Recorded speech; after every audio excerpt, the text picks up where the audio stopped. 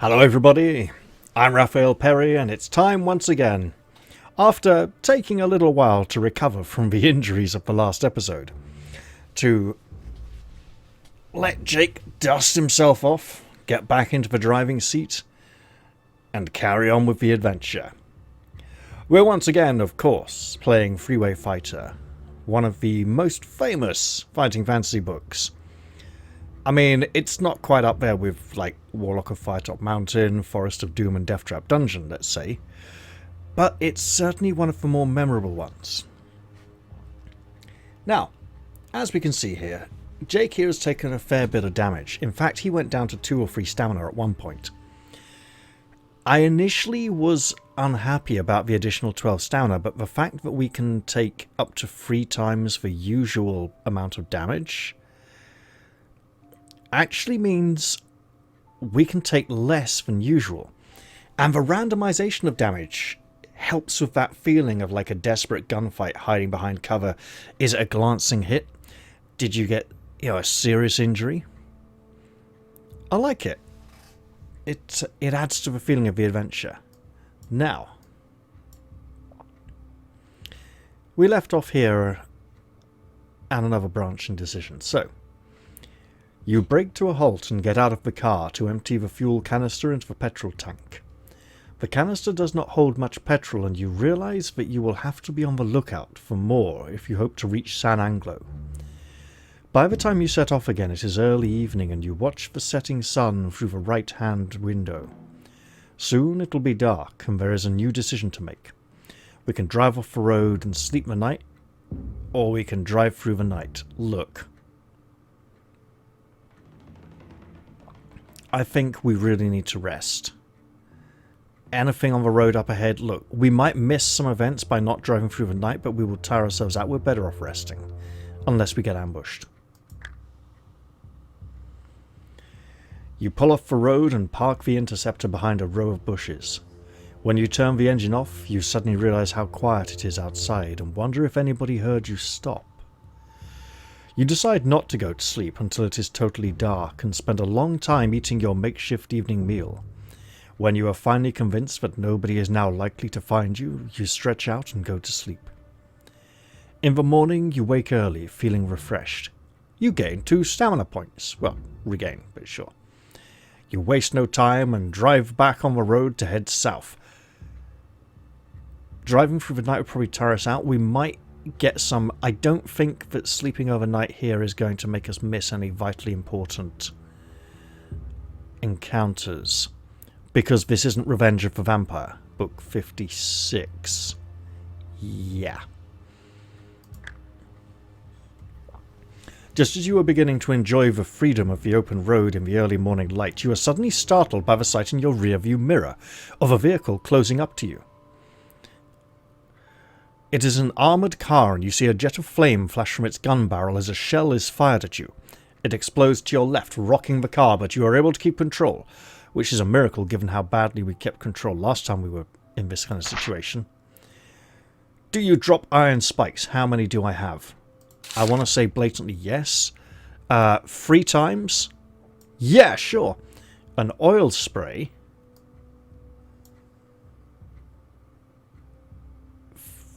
Their gun barrel emits fire when they shoot their shells. But it's an armoured car. The armour's going to be like all around the outside and on top, not on the wheels. I don't think... Look, I get 2 oil sprays, 3 iron spikes, right? The oil spray, they can slip around all over the road and crash, sure. That's more likely to be... I mean, the spikes, but yeah, just spike it, I think. We get 3 sets of spikes, 2 sets of oil, and I don't know how many opportunities we're going to get, but I think this is worth it. You press the button on the dashboard, which releases the canister. The iron spikes are spread all over the road, and you watch the armoured car drive towards them in your mirror. Ooh, are we lucky? Oh yeah, we are so lucky. You watch with satisfaction as the front tyres of the armoured car are shredded by the spikes, forcing the driver to brake hard. You accelerate away, leaving behind the stranded armoured car. I don't think they would have had anything too important, and in a gunfight with them would have just done a lot of damage both ways, and there wouldn't have been much salvageable from inside. Hopefully. As the morning wears on, it becomes very hot, and you notice a change in the vegetation the further south you travel. The overgrown fields turn into scrubland, and it won't be long before you're driving across the desert. A few miles further down the road, you arrive at a major junction. Head west or south? Ooh. The fighting fantasy rule cannot apply here. So, reverse fighting fantasy rule, south. San Anglo is to the south. West, I'm not sure we're going to run into anything too important. Hope we don't miss anything crucial. You approach a railway bridge that you must pass under, but do not see the laughing man on top of it. A stone pillar teeters on the edge of the parapet, held from falling by the man. As he sees you drive towards the bridge, he giggles like a child and releases the pillar. It crashes down on the road directly in front of the interceptor. Oh, can we brake or turn in time? Oh, just on the nose. Rolled an 8. Got an 8. Would have been a 9, but we suffered a crucial injury early on. You swerve deftly to the left, narrowly missing the stone pillar, and pass under the bridge. Should we stop and deal with the attacker, or keep going? It would make a lot of sense to just pass on, right? This is a distraction from our mission. It's also an additional danger we don't need, but he might have petrol.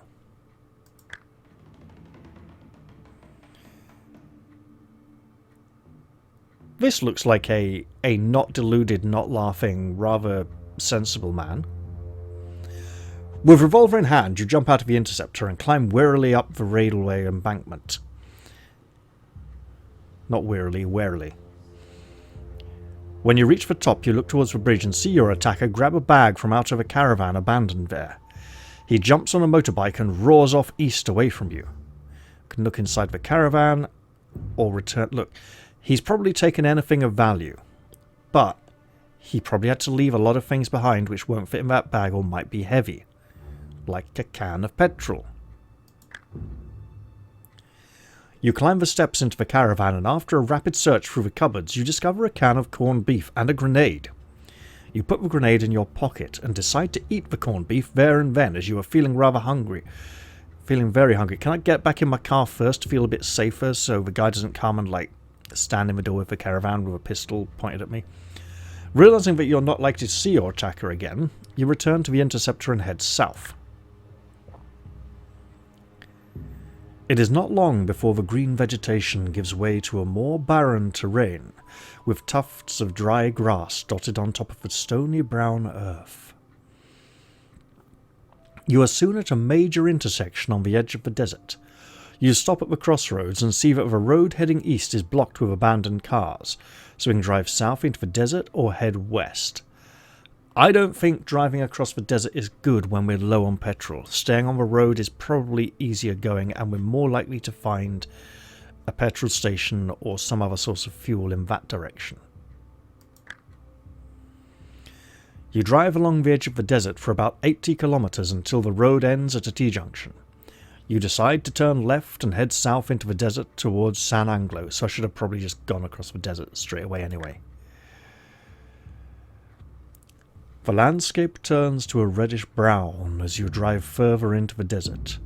The road runs south, straight as an arrow, and is virtually clear of abandoned cars. Hey, I thought I was driving across the desert instead of... Oh. As you drive along, something you recognize catches your eye. It is an overturned interceptor that must have veered off the road and rolled over after its driver died at the wheel. I'm absolutely going to stop and see if there's any spares worth taking, especially petrol. However, if it's as good as my vehicle, it could be an ambush. But it has rolled over, so it'd be likely to be either There is one wheel in reasonable condition remaining on the interceptor. The tyre is flat, but can easily be inflated again with a can of Flatufix. It does not take long to remove the wheel and store it inside your car. I absolutely want to look inside the car, yeah. You pull open the driver's door and reach inside to open the glove compartment. Suddenly you hear a rattling sound and realise with horror that you have disturbed the nest of a rattlesnake. The snake strikes and bites your arm, emptying deadly poison into your veins. I absolutely still have a pack of medicine and I should absolutely use it. You run to your car and tear open a pack of medicine from your medkit. You inject yourself with snakebite serum and dress the wound. However, the treatment does not increase your stamina. It merely prevents the poison from killing you. So yeah, I didn't... You recover sometime later, but are nevertheless weakened by the ordeal, losing 1 skill point and 2 stamina points. Well, bugger. But that's a point I can regain, apparently. It's not a permanent loss. Although I'm not sure we get anything in this adventure that actually increases skill. You walk back to the overturned interceptor and shoot the snake with vengeful glee. Inside the glove compartment you find a few meters of coiled plastic tubing which you decide to take with you. Useful if I need to siphon petrol out of anything. With your arms still throbbing painfully you drive off south again, although I'm not sure the skill loss was worth it. Bikers with a sidecar? A sidecar with a machine gun? Oh, that is not healthy. In your rearview mirror you see a motorbike and sidecar steadily closing up on you. The passenger is holding a machine gun mounted on the nose of the sidecar. He reminds you of early pilots with his goggles and a leather flying cap. Goggles and a leather flying cap, huh? Something tells me the artist didn't see the final version of this. Both men are wearing black scarves over their mouths to keep the wind-blown sand out of their lungs. When they are no more than 50 meters behind, they signal their intention by firing a burst from a machine gun at the interceptor. You immediately lose 1 armor point. Right. We still have armor. The interceptor is still in one piece. You swerve wildly but maintain control. What will you do now? I think oil. Yeah. You press the release button which empties the canister of oil in a thick spray over the road. The motorcycle combination runs over the oil at high speed and skids off the road. It rolls over in the sand and disappears from view as you drive away. I was thinking the sidecar would make it hard for him to regain his balance if he lost his balance. If he had no sidecar, the motorcycle could have possibly skidded and swerved and regained balance, but it's either tipping towards the sidecar or away from it. It's the ungainly weight with the wheels being off-centre that kind of... I mean, maybe it would give it more stability. I'm not sure. I haven't actually driven a motorbike with a sidecar, so I wouldn't know. The kilometres roll by and the petrol gauge is reading almost empty again. Well, bugger.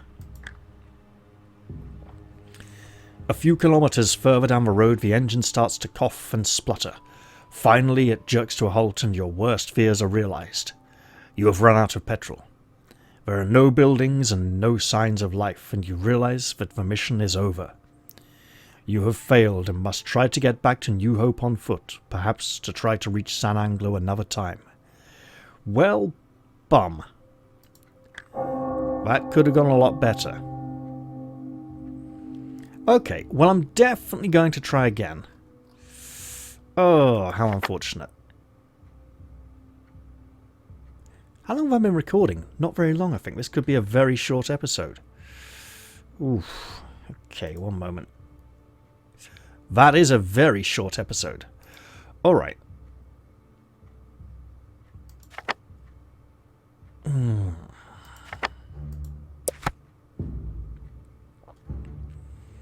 So, there will be some repeat material here, so I'm going to skip over stuff that was covered in the last episode, overtly. Go adventurer. And maybe be better than Jake, he says, looking at these rolls. I don't know. Oh, goodness. Okay. Can we at least get a good eye luck? Or maybe we'll... Yeah!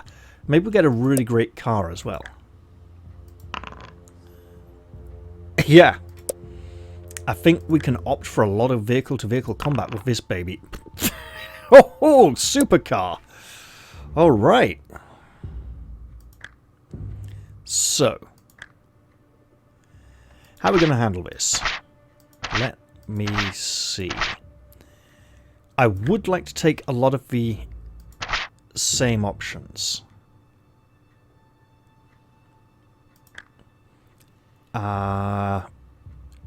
This goes well, right? He warns me about the petrol station, which is an ambush as far as I remember. And I don't think that just because he's on a bike, he's parked off the bike again that attacks town. I do need to be getting more petrol though. So, drive off. And we get a car fight. Awesome. With this skill, we can probably afford to just fight it out a lot.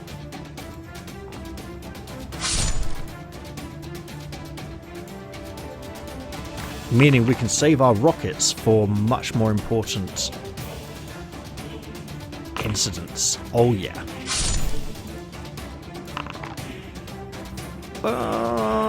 We're on 4 diff, so that's a 10. We're okay.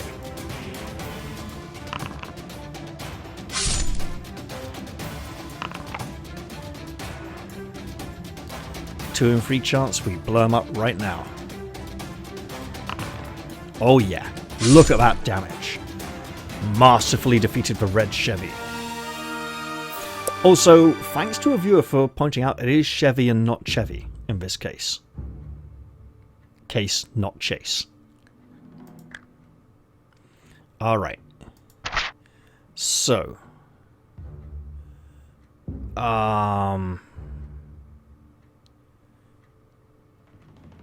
East. Ambulance. Stop. Don't open the door. It's a trap. There's nothing good we can get from this. Let's go. South. We're going east at the moment, aren't we?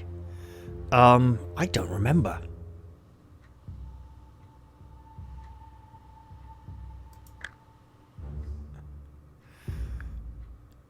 A few miles down the road, you come to a small, crudely constructed wooden sign which crosses a narrow river. There is a sign nailed to the bridge warning you not to cross the river. This is a wrong turn. This is not where we went before. Let's drive back and go the other way. Soon drive back to the T-junction and stop. So, left to head west. Hang on. We went south. We came up. Yes. Turning right will take us back the way we came, yeah? Hang on. That don't make sense.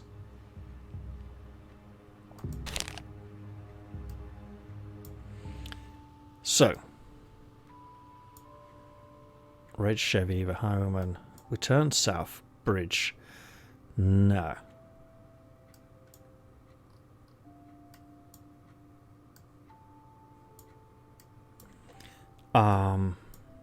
Right. We went east. So. Went east. So we didn't go west the other way. So we haven't explored over here yet. Bridge, turn back. We went east, so west will take us back where we came, right? Surely.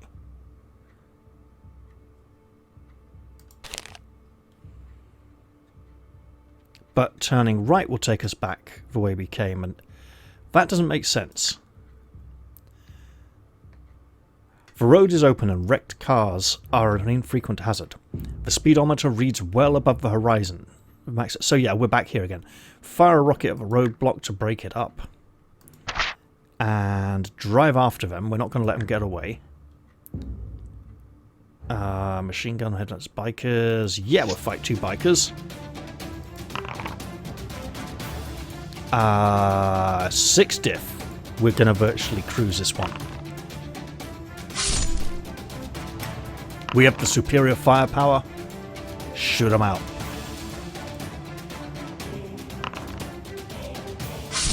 Look, even if it's 1 damage at a time, they're unlikely to harm our significant dodge interceptor. Oh yeah! Double 6, baby! Look, even at 1 down... Look, just bloody do the damage. There we go. Lovely. Fat Jack and the boys will get you for this. Medkit can't help him. That's alright, it's my medkit, not his. Yeah. Open the pannier and get their stuff. 200 credits, handcuffs. We want to get to Rockville. Let's drive to Rockville. We got a rocket launcher. Ooh, luck. We got lots of luck. So, blinding flash top of boulder in the distance. Someone's fired a rocket launcher, haven't they? Somebody has fired a bazooka at you, but the shell explodes harmlessly a few meters to your left. Excellent. You press down on the accelerator. We will chase after them. And we get to the buildings, the barn, or farmhouse. Yeah, fire a rocket at it. The farmhouse is an easy target, and we go in, drive the car closer to investigate. We'll rescue the old boy. Sinclair is free. He gets on the Harley Davidson and drives away. Search for general store. Sure.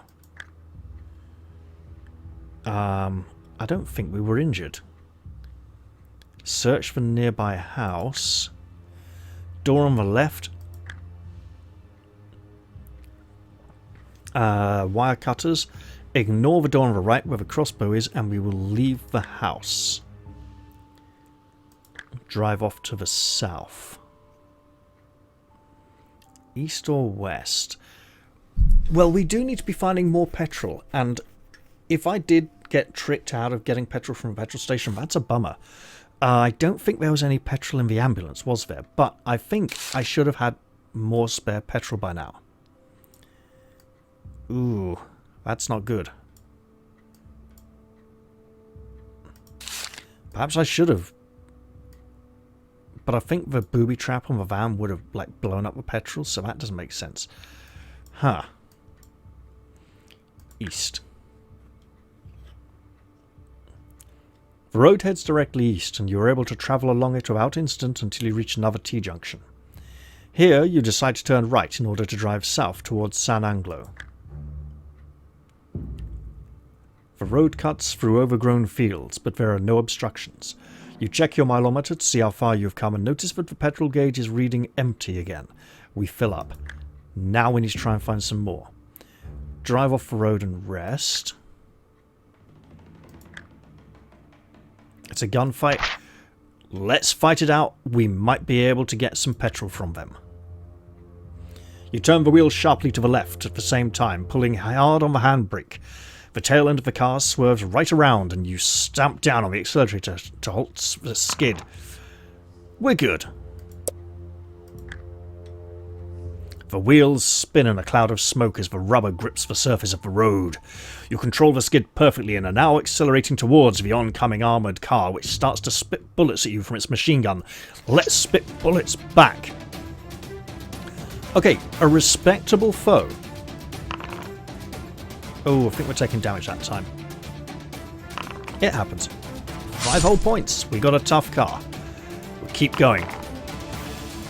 Keep that road fight going. Yeah! Daka daka daka. More kill. More kill. Brum brum. Brum brum cars of death. Free diff. That's going to be a draw. When I say diff, I obviously mean difference between firepower values. We're good. Yeah, look, a point's a point, okay? I know the rocket's our easy escape option, but let's just take the damage.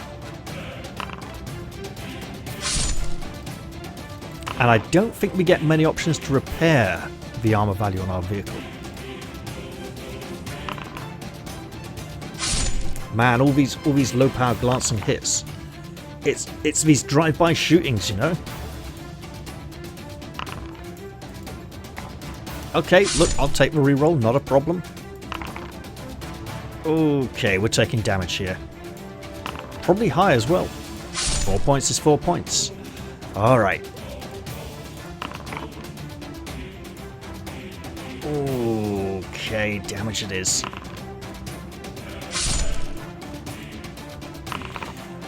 We're now reaching the kind of point where we need to think very carefully about getting involved in fights in the future. Vehicle fights, that is.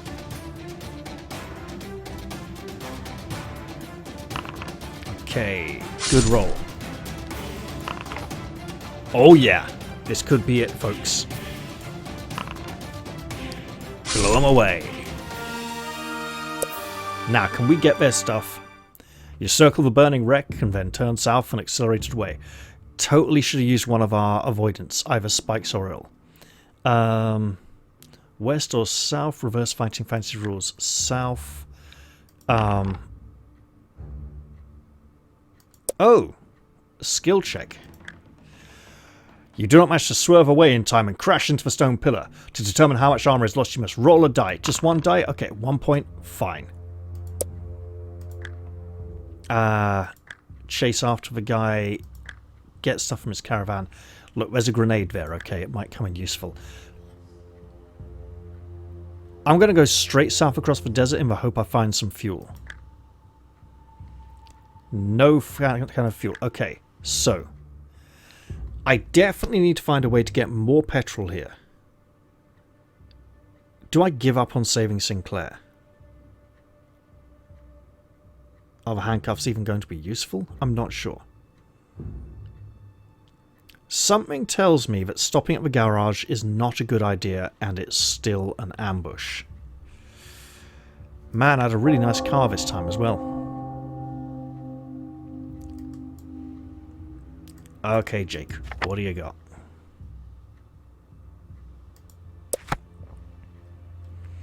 Maybe it's for name. Maybe we shouldn't call him Jake. Maybe we should call him something else, you know? Like, Tough Guy or something. Alright, looking a bit better. I can work with this. Oh, that is tragic. Got a good car, though. He's just going to be like the unluckiest road driver ever.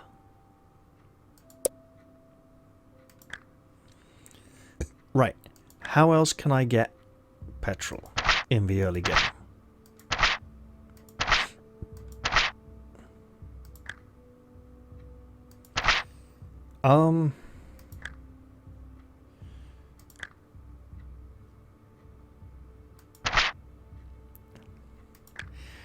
The temptation here is to hit up Joe's garage.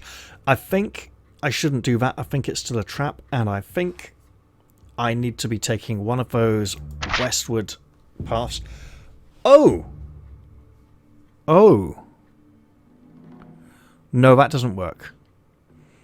When I got the long tube that I could use for siphoning the petrol out of a vehicle, it was too...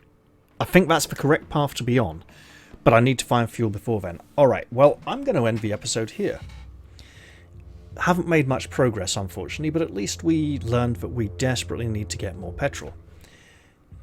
I hope you all enjoy this one, and I will look forward to seeing you all in the very next one. I'm going to say goodbye for now, though, and cheerio, everyone. See you all next time.